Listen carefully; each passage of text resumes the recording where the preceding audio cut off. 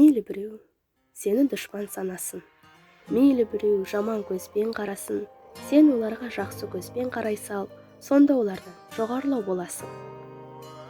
Бұл өмірде неше түрлі адам бар, сен туралы білмей жатып жамандар. Мына сені жеп көреді біліп қой, өзін жақсы көре алмайтын адамдар. Сол үшін де өз-өзіңді жақсы көр. Алдарыңнан шықсын десең жақсы жол.